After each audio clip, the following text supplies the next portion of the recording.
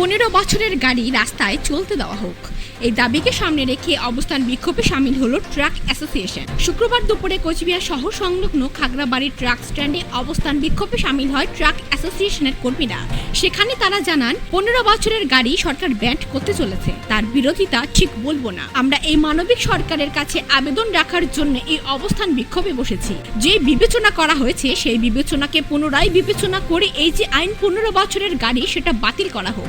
যদি এই আইন বাতিল না হয় তবে আমাদের হাজার হাজার ট্রাক মালিক রয়েছে যাদের গাড়ি সম্পূর্ণরূপে ভালো এবং কোনো পলিউশন ছড়ায় না, সেই সমস্ত গাড়ি যদি ব্যান্ড করে দেওয়া হয় তাহলে আমরা ট্রাক মালিকরা না খেতে পেরে মারা যাব। আমরা সরকারের কাছে আবেদন রাখতে চাই, সরকার যাতে পুনর্বিবেচনা করে এই 15 বছরের গাড়িগুলি রাস্তায় চলতে দেয়। এই বিষয়ে তারা আরো কি জানাচ্ছেন শুনে নিব বিস্তারিত। যে মূল বিষয় সেটা হচ্ছে 15 বছরের গাড়ি সরকার যেভাবে সম্পূর্ণরূপে ব্যান করতে চলেছে তার বিরোধিতা ঠিক বলবো না।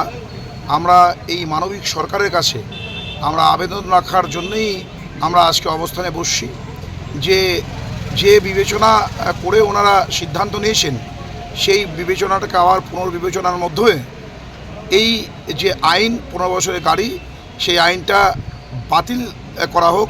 এবং এটা যদি বাতিল না হয় তাহলে আমাদের হাজার হাজার ট্রাক মালিক আছে যাদের গাড়ি এখনও সম্পূর্ণরূপে ভালো, কোনো দূষণ হয় না, দূষণমুক্ত গাড়ি আছে।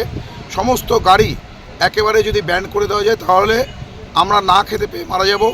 আমরা সরকারের কাছে আবেদন রাখতে চাই যে পুনর্বিবেচনা করে এই 15 বছরের গাড়িগুলো যাতে রাস্তায় চলতে পারে, তার জন্যে সেটা গভর্নমেন্ট কোনো আইন বের করে সেটা ফিটনেস ঠিক করে করাক। যদি সেখানে যদি অচল হয়ে যায় আমাদের গাড়ি, সেক্ষেত্রে যদি বাতিল হয় আমাদের করার কিছু নেই, সেক্ষেত্রে আমরা মেনে নেব। কিন্তু যেভাবে এক কথায় যেভাবে বন্ধ করে দিচ্ছেন এটা আমাদের জন্য খুবই ক্ষতিকারক হয়ে যাচ্ছে।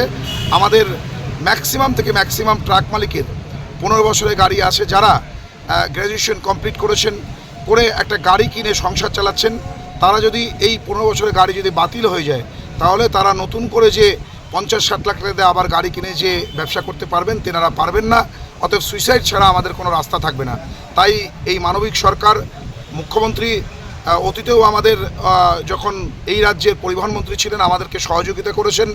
মানবিক মুখ্যমন্ত্রী, এই মানবিক মুখ্যমন্ত্রীর কাছে আমরা federation of West Bengal truck operators অ্যাসোসিয়েশনের মাধ্যমে এবং কোচবিহার, জলপাইগুড়ি, আলিপুরদুয়ার সহ রাজ্য জুড়ে আমরা ইতিমধ্যেই লিখিত আকারে জানিয়েছি এবং আমরা আমাদের দুঃখ দুর্দশার কথা, আমরা কি পরিস্থিতি আছে সেটা তুলে ধরবার জন্যই আজকে আমাদের এই অবস্থান।